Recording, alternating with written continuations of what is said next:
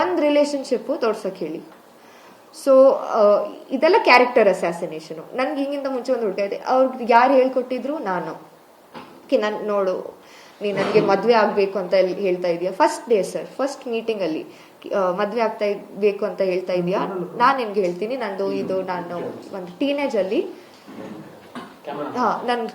ಅಲ್ಲಿ ಒಂದ್ ಸ್ವಲ್ಪ ತಪ್ಪಾಗಿದೆ.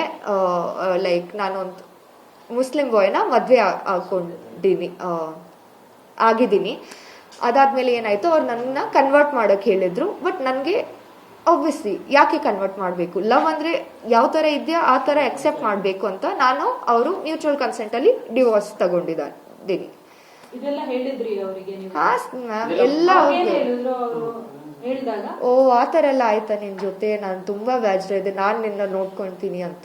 ಅದಕ್ಕೋಸ್ಕರನೇ ನನ್ಗೂ ಅಷ್ಟು ಎಫೆಕ್ಷನ್ ಬಂತು ಮ್ಯಾಮ್. ಇಷ್ಟೆಲ್ಲ ಗೊತ್ತಾದ್ಮೇಲೆ ಇಷ್ಟು ಸಪೋರ್ಟ್ ಮಾಡ್ತಾರೆ. ತುಂಬಾ ಒಳ್ಳೆ ಚೆನ್ನಾಗೇ ಇತ್ತು ಮ್ಯಾಮ್ ಅವ್ರು ನನ್ನ ಜೊತೆ.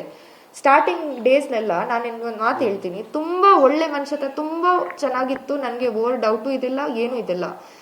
ಬಿಕಾಸ್ 3 months ನನ್ನ ಜೊತೆನೆ ಇತ್ತು. ಬೇರೆ ಹುಡುಗಿನೂ ಇತ್ತು ಅವ್ರ ಲೈಫಲ್ಲಿ, ಅವ್ರ ಮನೆಯಲ್ಲೇ ಇತ್ತು, ಅವ್ರ ಫ್ಲಾಟ್ ಅಲ್ಲಿ ಇತ್ತು, ಬಟ್ ನನ್ನ ಜೊತೆನೆ ಇತ್ತು. ಸೊ ನನ್ಗೆ ಡೌಟ್ ಬಂದಿಲ್ಲ.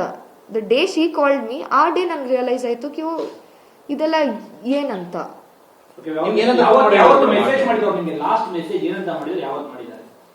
ಸರ್ ಲಾಸ್ಟ್ ಮೆಸೇಜ್ ಜಗಳ ದಿವಸ 22nd ದಿವಸನೇ ಅವ್ರದ್ದು, ಯಾಕೆ ನೀನ್ ಬ್ಲಾಕ್ ಮೇಲ್ ಮಾಡ್ತಾ ಇದೀಯಾ, ಟಾರ್ಚರ್ ಮಾಡ್ತಾ ಇದೀಯಾ ಅಂತ ಮಾಡಿದ್ರು. ನಾನ್ ಕೇಳ್ತಿದ್ದೀನಿ ಇದ್ರಲ್ಲಿ ಬ್ಲಾಕ್ ಮೇಲ್ ಟಾರ್ಚರ್ ಏನು, ನೀನೇನ್ ಲೈಫ್ ಅಲ್ಲಿ ಇಷ್ಟ ಟೈಮ್ ಅಂತ ಲಾಸ್ಟ್ ಅದೇ ಬ್ಲಾಕ್ ಮೇಲ್ ಬಗ್ಗೆನೆ ಅವರು ಹೇಳಿದ್ರು ಸರ್. ಅದು 19th ರಾತ್ರಿ ಅವ್ರ ಆಕ್ಷನ್ ಎಸ್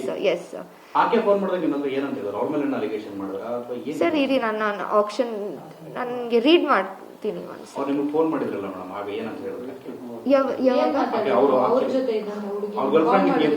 ಹುಡುಗಿ ದಟ್ ಅವ್ರಿಗೂ ಶಾಕು. ಅವ್ರದ್ದು ಲೈಫ್ 4 years ಅವ್ರ ಜೊತೆನೆ ಇತ್ತು. ಅವರು ಒಂದು ನನ್ನ ಕಮ್ಯುನಿಟಿ ಹುಡುಗಿನೇ, ಅವ್ರಿಗೂ ಆಗಿದೆ ಶಿಟ್ ನನ್ನ ಬಗ್ಗೆ. ನಾನು ಎಲ್ಲ ಫುಲ್ ಊರಿಗೆ ಗೊತ್ತಿದ್ದು ನಾನು ಇವ್ರ ಜೊತೆ ಇದ್ದೀನಿ ಅಂತ. ಸೊ ನನ್ಗೆ ಶಾಕ್ ಇದೆ. ಮತ್ತೆ ಅವ್ರು ನನ್ಗೆ ಹೇಳ್ಕೊಟ್ಟಿದ್ರು ಅವ್ರಿಗೆ ತುಂಬಾ ಲೋನ್ಸ್ ಇದೆ. ಅವ್ರಿಗೆ ನನ್ಗೆ ಆವಾಗ ಗೊತ್ತಿದ್ದಿಲ್ಲ.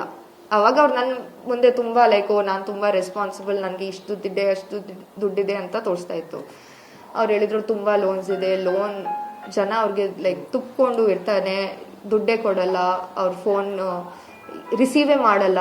ಯಾರಾದ್ರೂ ಲೋನ್ ಜನಗಳು ಕಾಲ್ ಮಾಡಿದ್ರೆ ಫೋನೇ ರಿಸೀವ್ ಮಾಡಲ್ಲ ಅವರು. ಆ ತರ ಅವ್ರಿಗೆ ಎಲ್ಲ ಇರೋದೆಲ್ಲ EMI ಆ ತರ ಎಲ್ಲ ನನ್ಗೆ ಅವ್ರು ಫುಲ್ ಡೀಟೇಲ್ ಕೊಟ್ಟು ಹೇಳಿದ್ರು. ಅವ್ರು ವುಮನೈಸರ್ ಇತ್ತು, ನನ್ಗೆ ಐಡಿಯಾ ಇತ್ತು, ಬಟ್ ನನ್ ಈ ತರ ಲೈಕ್ ಈ ತರ ಮಾಡ್ಬೋದು ಅಂತ ನನ್ಗೆ ಗೊತ್ತಿದ್ದಿಲ್ಲ. ನಿನ್ನ ಪ್ರೆಗ್ನೆಂಟ್ ಮಾಡ್ಕೊಂಡು ನಿನ್ ಜೊತೆ ಈ ತರ ಎಲ್ಲ ಮಾಡಿದ್ರು ಅಂತ ನನ್ಗೆ ಗೊತ್ತಿಲ್ಲ. ಅದಾದ್ಮೇಲೆ ಇಮಿಡಿಯೇಟ್ಲಿ ಆ ಹುಡುಗಿ ಮೂವ್ ಆನ್ ಆಗಿದೆ ಮೇಡಮ್. ಇಮಿಡಿಯೇಟ್ಲಿ ಅವ್ರು ಹೇಳಿದ್ರು ನಾನು ಇದಕ್ಕೆ ವೇಟ್ ಮಾಡ್ತಾ ಇದ್ದೀನಿ ಎವ್ರಿ ಟೈಮ್. ಈ 4 years ಅಲ್ಲಿ ನನ್ಗೆ ಗೊತ್ತಿತ್ತು, ನನ್ನ ಮನ್ಸಲ್ಲಿ ಇತ್ತು, ಇಂಟ್ಯೂಷನ್ ಇತ್ತು ಏನಾದ್ರೂ ರಾಂಗ್ ಇದೆ ತಪ್ಪಿದೆ ಅಂತ. ಬಟ್ ಎವ್ರಿ ಟೈಮ್ ಅವ್ರು ಕವರ್ ಅಪ್ ಮಾಡ್ಕೊಂಡು ನನ್ನ ಕನ್ವಿನ್ಸ್ ಮಾಡ್ಕೊಂಡಿತ್ತು. ಬಿಕಾಸ್ ಅವ್ರಿಗೂ ಲವ್ ಇತ್ತಲ್ಲ ಮೇಡಮ್. ಸೊ ಅವರು ಮೂವ್ ಆನ್ ಆಗಕ್ ಆಗಲ್ಲ, ಒಂಥರ ಜೀವನನೇ ಮಾಡ್ಕೊಂಡಿತ್ತು ಅವ್ರ ಜೊತೆ, ನಾಯಿಗಳು ಸಾಕೊಂಡು ಅವ್ರ ಜೊತೆ ಆ ತರ ಇತ್ತು. ಮತ್ತೆ ಅವ್ರಿಗೆ ರಿಯಲೈಸ್ ಆದ್ಮೇಲೆ ಅವರು ಪಟ್ ಅಂತ ಮೂವ್ ಆನ್ ಆಗಿದೆ. ನಾನು ಅವ್ರ ಜೊತೆ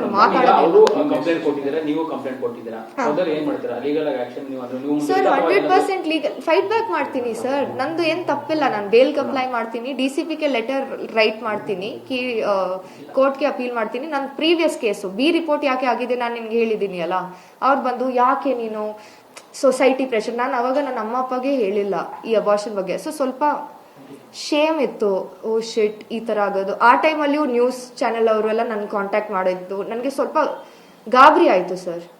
ಅವ್ರು ನನ್ಗೆ ಹೇಳಿದ್ರು ನಿನ್ಗೆ ಯಾಕೆ ಇದೆಲ್ಲ ಬೇಕು ಬಿಡೋ.